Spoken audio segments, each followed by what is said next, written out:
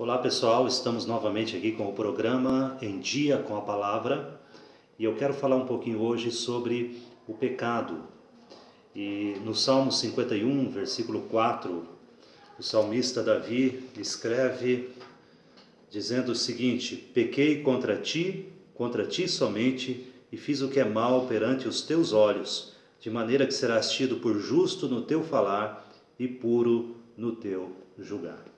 Situação que Davi se encontra aqui, depois de quase um ano longe de Deus, vivendo em pecado, ele que adulterou com uma mulher chamada Batseba, que era casada, e além de tudo, ele também provocou a morte do marido desta mulher, chamado Urias, e tudo isso então não passou desapercebido diante de Deus, o qual mandou um profeta chamado Natã para que repreendesse Davi.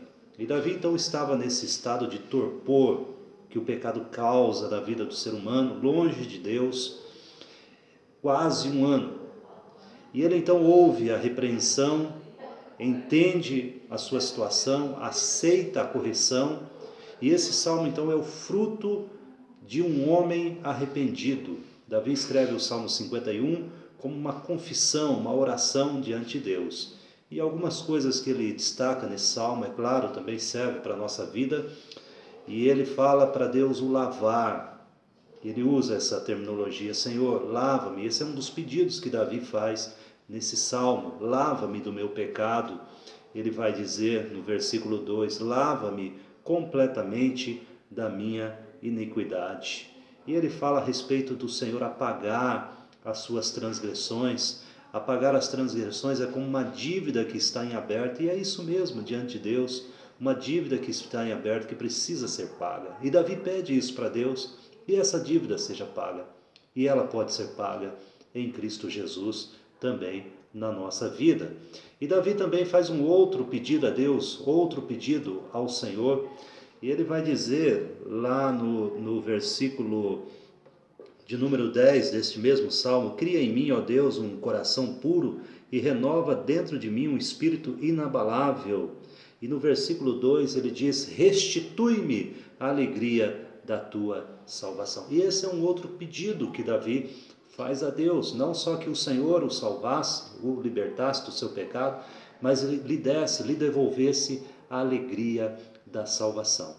Um coração perdoado não é um coração triste, ele precisa novamente estar alegre na presença de Deus. E Davi sabia da importância de um espírito inabalável, alegre na presença de Deus. Então ele pede isso para Deus: Senhor, eu não só quero o perdão, mas eu quero também a alegria da salvação de volta na minha vida.